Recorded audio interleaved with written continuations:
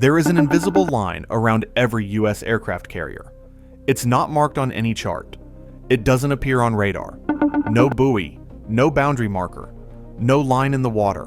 But every Navy in the world knows it exists. Cross that line, and you trigger the most lethal defensive response in modern warfare. A carrier strike group, the carrier itself, its escort destroyers, its cruisers, its submarines, its aircraft, operates inside a defensive bubble that extends 200 nautical miles in every direction. Layers of detection, layers of weapons, layers of destruction that get progressively more violent the closer you get. Nothing gets close to a U.S. aircraft carrier. Not Russian bombers, not Chinese submarines, not North Korean missiles, nothing. Until the morning, the Islamic Revolutionary Guard Corps Navy decided to find out what would happen if they pushed inside that bubble with 22 fast attack boats. 12 minutes later, the entire area around the carrier group was lit up. Burning wreckage, spent ordnance, and the kind of military response that Iran's Navy had never experienced and would never forget. Welcome to Warfare Signal, where we break down the most critical military operations shaping global power. The carrier was the USS Dwight D. Eisenhower, CVN-69, a Nimitz-class nuclear-powered aircraft carrier, 1,092 feet long, 100,000 tons, crew of over 5,000 including the air wing, carrying approximately 75 aircraft, F/A-18E/F Super Hornets, A-18G Growlers, E-2D Hawkeyes, MH-60R and MH-60S helicopters. The Eisenhower was operating in the central Persian Gulf as the centerpiece of Carrier Strike Group 2. Its escort included 3 Arleigh Burke class destroyers, the USS Nitsa, the USS Mason, and the USS Stout, plus the Ticonderoga class cruiser USS Monterey, serving as the air defense commander. 5 major warships, dozens of aircraft, a combined crew exceeding 7,000 personnel, the most concentrated naval firepower in the Persian Gulf. The strike group was conducting routine flight operations approximately 60 nautical miles south of Iran's coastline. Aircraft were cycling, launching, and recovering in continuous operations that kept a combat air patrol overhead 24 hours a day. 2 FA-18E Super Hornets were always airborne, always armed, always watching.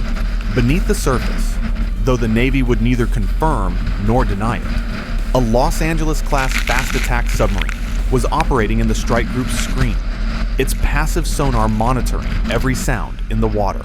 This was the most defended patch of ocean on the planet. At 07:18 hours local time, the E-2D Hawkeye, the strike group's airborne early warning aircraft, orbiting at 25,000 feet, detected an unusual surface picture developing northeast of the carrier's position.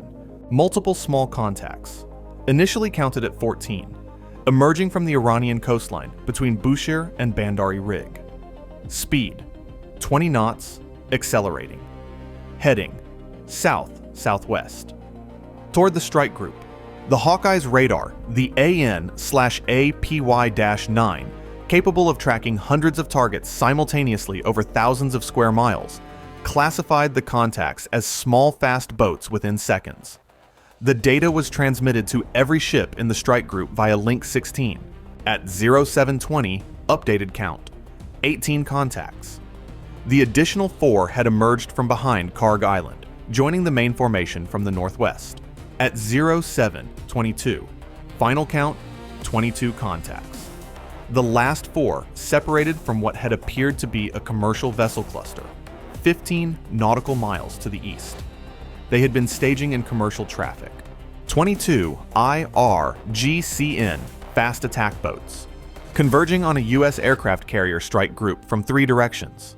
The strike group commander, a rear admiral embarked on the Eisenhower, assessed the situation from the carrier's flag bridge. 22 boats against 5 warships and a full air wing. In pure combat terms, the IRGCN was outnumbered in firepower by a factor the admiral later described as not even worth calculating. But combat mathematics aren't the only mathematics in the Gulf. A carrier strike group is not designed for close-range surface engagement.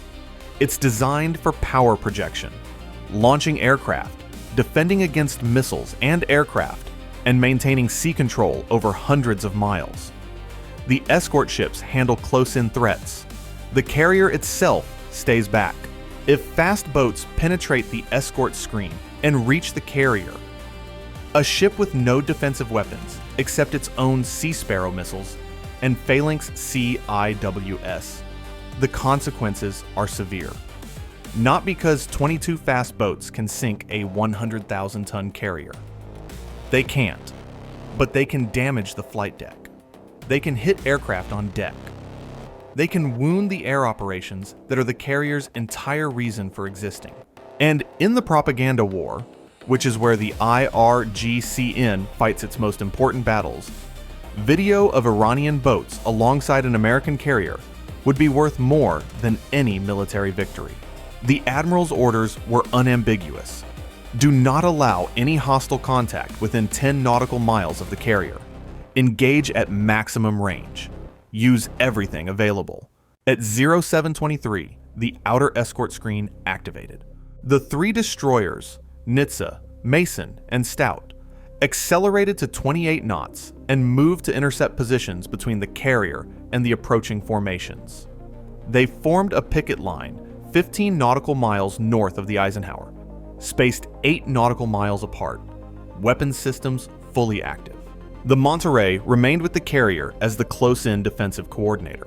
At 0724, every ship in the strike group went to general quarters simultaneously.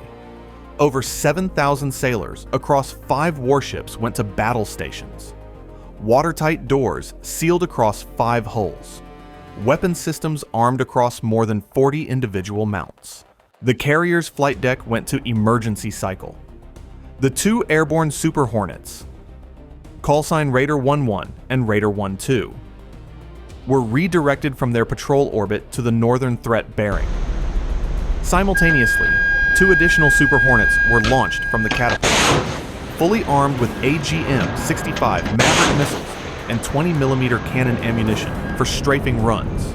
4 FA-18Es armed for surface attack, airborne within 6 minutes of the initial detection. The IRGCN boats were still 25 nautical miles from the carrier. At 0726, the Hawkeye provided updated targeting data. The 22 boats had organized into 3 distinct groups.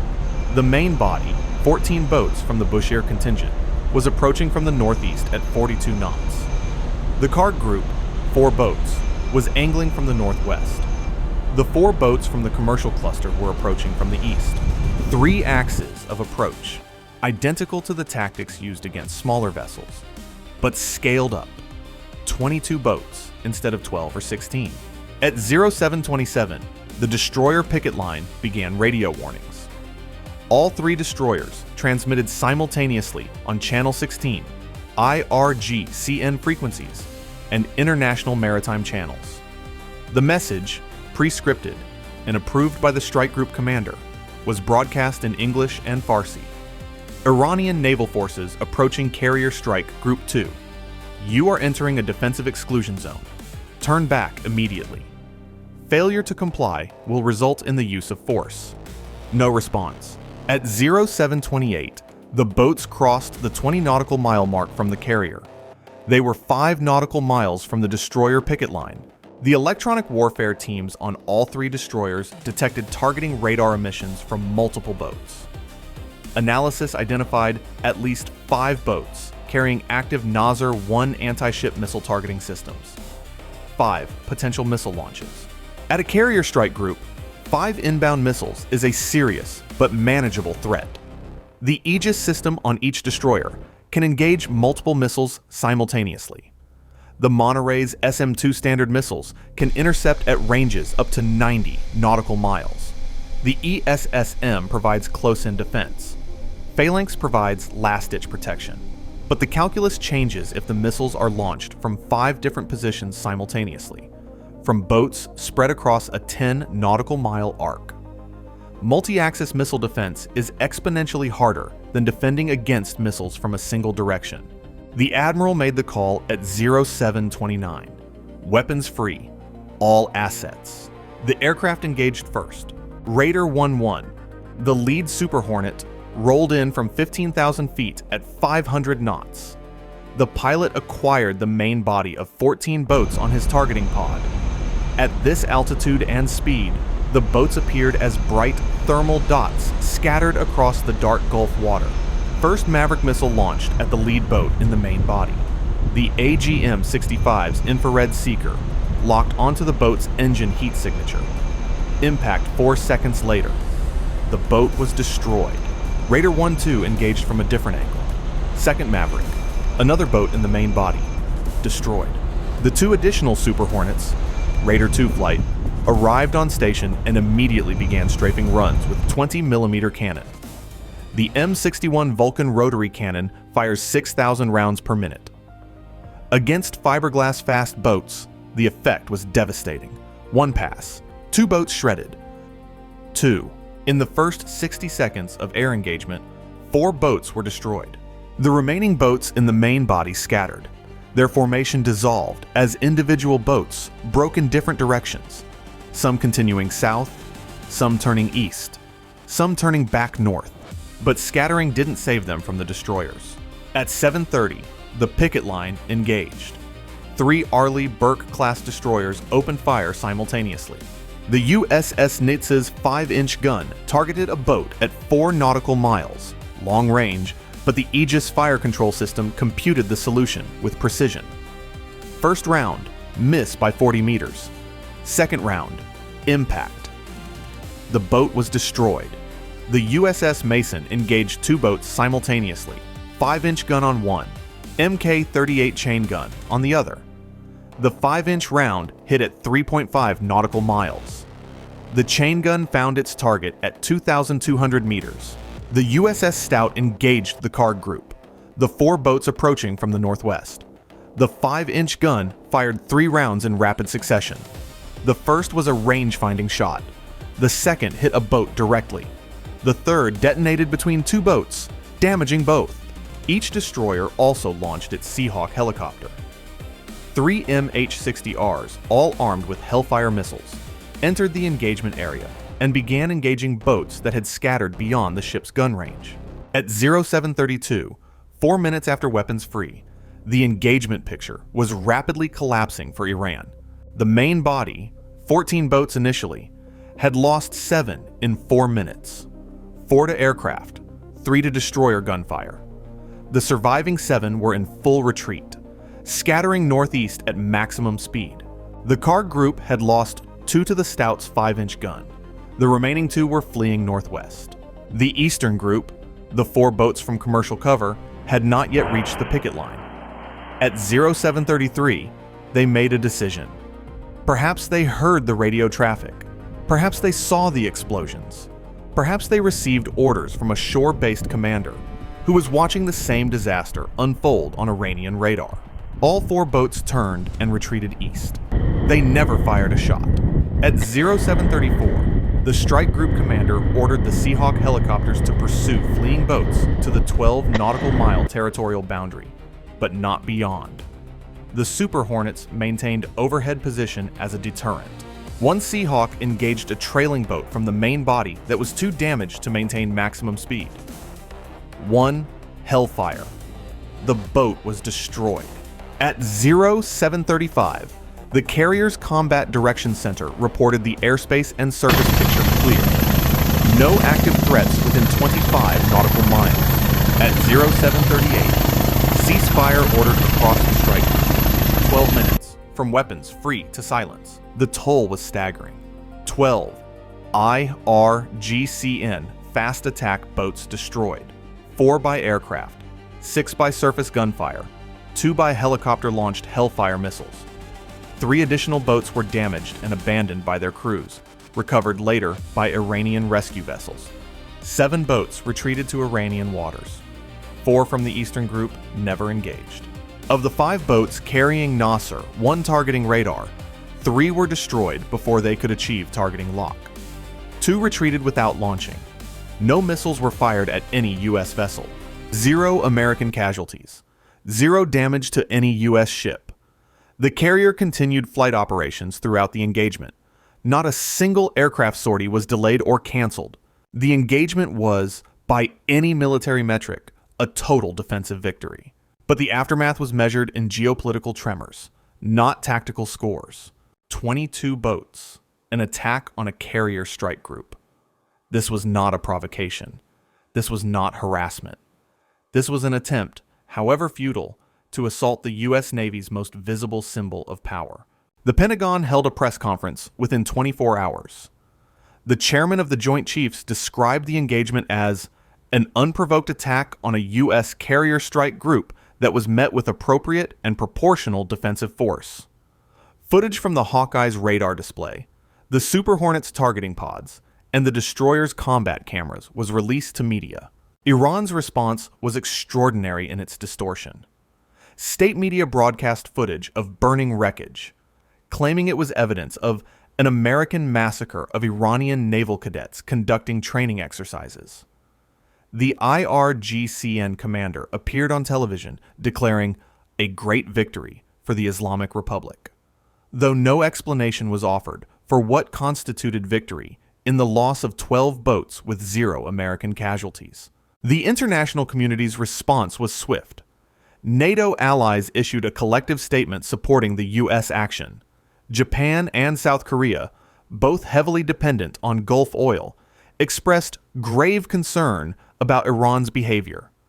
China called for restraint from all parties, while privately signaling through diplomatic channels that it would not support Iranian actions that threatened the oil supply chain.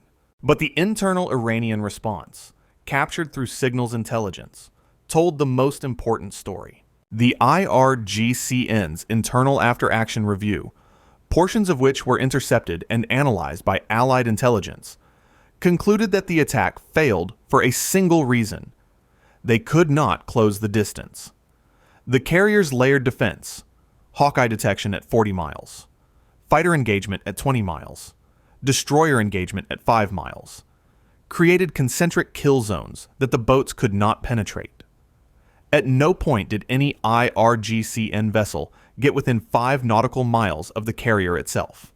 The review also noted, and this alarmed U.S. intelligence analysts, that the attack's real objective had not been to damage the carrier. It had been to force the strike group to reveal its defensive response protocols, engagement ranges, weapon system priorities, and reaction timing. The 22 boats were, in this analysis, a reconnaissance-in-force. 22 boats sacrificed, 12 destroyed, dozens of crew killed or missing. All to answer one question. How does a carrier strike group defend itself at close range? Now Iran had the answer, and the next attack, if it comes, will be designed around that answer. The invisible line around the carrier, the one that no chart shows and no buoy marks, remains exactly where it was. But Iran now knows exactly where it is too, down to the nautical mile, and that knowledge, in the wrong hands, is more dangerous than all 22 boats combined. Stay vigilant, stay informed. I'll see you in the next one.